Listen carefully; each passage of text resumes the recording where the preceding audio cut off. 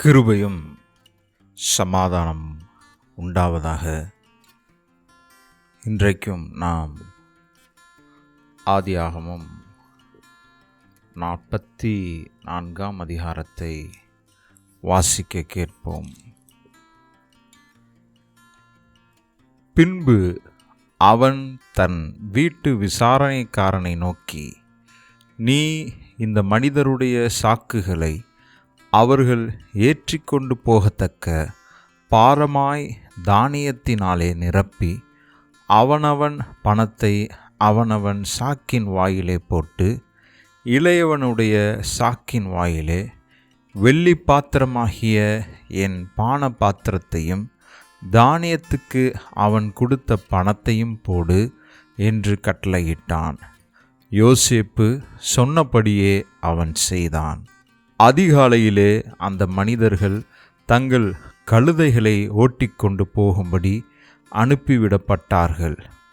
அவர்கள் பட்டணத்தை விட்டு புறப்பட்டு வெகு தூரம் போவதற்கு முன்னே யோசேப்பு தன் வீட்டு விசாரணைக்காரனை நோக்கி, நீ புறப்பட்டு போய் அந்த மனிதரை பின்தொடர்ந்து அவர்களை பிடித்து, நீங்கள் நன்மைக்கு தீமை செய்தது என்ன?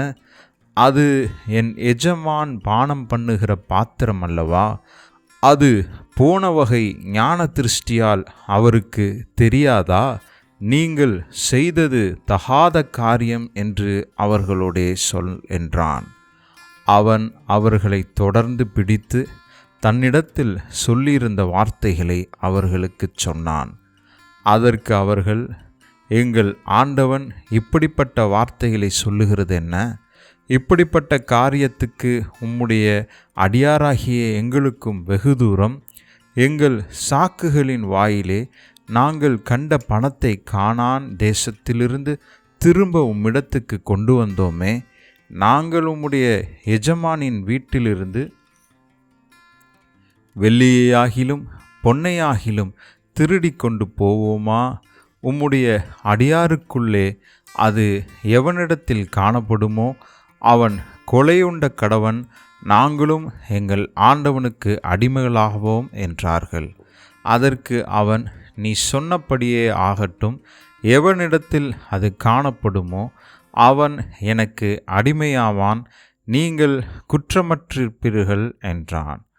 அப்போது அவர்கள் துரிதமாய் அவனவன் தன் தன் சாக்கை தரையிலே இறக்கி தங்கள் சாக்குகளை திறந்து வைத்தார்கள். மூத்தவன் சாக்கு முதல் இளையவன் சாக்கு மட்டும் அவன் சோதித்தபோது அந்த பாத்திரம் பென்யமீனுடைய சாக்கிலே கண்டுபிடிக்கப்பட்டது. அப்போது அவர்கள் தங்கள் வஸ்திரங்களை கிழித்து கொண்டு அவனவன் கழுதையின் மேல் பொதியை ஏற்றிக்கொண்டு பட்டணத்திற்கு திரும்பினார்கள். யூதாவும் அவன் சகோதரரும் யோசேப்பின் வீட்டுக்கு போனார்கள். யோசேப்பு அதுவரைக்கும் அங்கே இருந்தான். அவனுக்கு முன்பாக தரையிலே விழுந்தார்கள். யோசேப்பு அவர்களை நோக்கி, நீங்கள் என்ன காரியம் செய்தீர்கள்? என்னை போலொத்த மனிதனுக்கு ஞான திருஷ்டியினால் காரியம் தெரியவரும் என்று அறியாமற் போனீர்களா என்றான். அதற்கு யூதா, என் ஆண்டவனாகிய உம்மிடத்தில் நாங்கள் என்ன சொல்வோம்? என்னத்தை பேசுவோம்? எதினாலே எங்கள் நீதியை விளங்க பண்ணுவோம்? உம்முடைய அடியாரின் அக்கிரமத்தை தேவன் விளங்க பண்ணினார். பாத்திரத்தை வைத்திருக்கிறவனும் நாங்களும் என் ஆண்டவனுக்கு அடிமைகள் என்றான். அதற்கு அவன், அப்படிப்பட்ட செய்கை எனக்கு தூரமாயிருப்பதாக. எவன் வசத்தில் பாத்திரம் கண்டுபிடிக்கப்பட்டதோ அவனே எனக்கு அடிமையாயிருப்பான். நீங்களோ சமாதானத்தோடே உங்கள் தகப்பனிடத்திற்கு போங்கள் என்றான். அப்போது யூதா அவன் அண்டையிலே சேர்ந்து, என் ஆண்டவனே, உமது அடியேன் உம்முடைய செவிகள் கேட்க ஒரு வார்த்தை சொல்லுகிறேன், கேட்பீராக. அடியான்மேல் உமது கோபம் மூளாதிருப்பதாக. நீர் பார்வோனுக்கு ஒப்பாயிருக்கிறீர். உங்களுக்கு தகப்பனாவது சகோதரனாவது உண்டா என்று என் ஆண்டவன் உம்முடைய அடியாரிடத்தில் கேட்டீர்.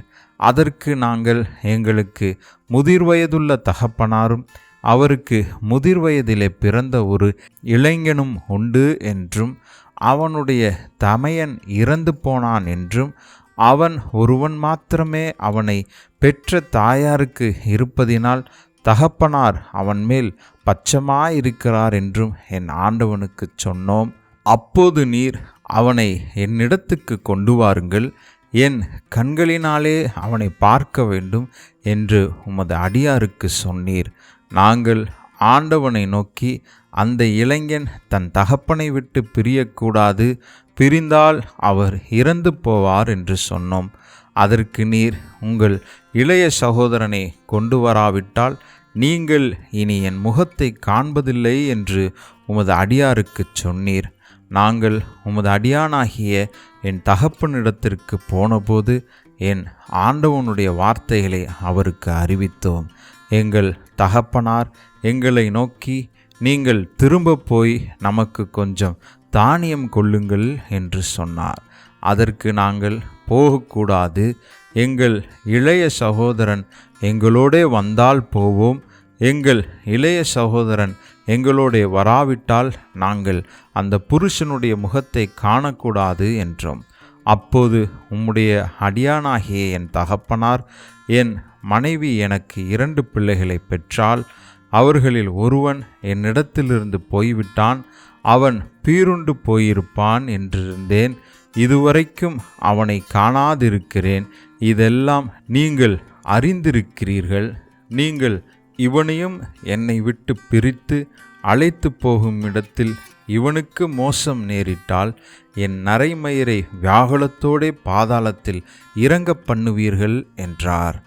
ஆகையால் இளையவனை விட்டு நான் என் தகப்பனாகிய உமது அடியானிடத்திற்கு போனால் அவருடைய ஜீவன் இவனுடைய ஜீவனுடைய ஒன்றாய் இணைக்கப்பட்டிருக்கிறபடியினால் அவர் இளையவன் வரவில்லை என்று அறிந்த மாத்திரத்தில் இறந்து போவார்.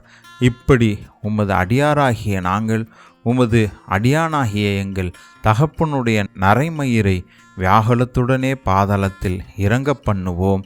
இந்த இளையவனுக்காக உமது அடியானாகிய நான் என் தகப்பனுக்கு உத்தரவாதி.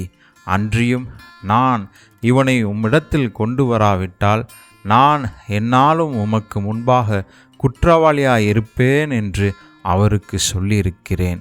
இப்படி இருக்க இளையவன் தன் சகோதரரோடே கூட போகுவிடும்படி மன்றாடுகிறேன். உம்முடைய அடியானாகிய நான் இளையவனுக்கு பதிலாக இங்கே என் ஆண்டவனுக்கு அடிமையாயிருக்கிறேன். இளையவனை விட்டு எப்படி என் தகப்பனிடத்துக்கு போவேன்? போனால் என் தகப்பனுக்கு நேரிடும் தீங்கை நான் எப்படி காண்பேன் என்றான். ஆமென். God bless you.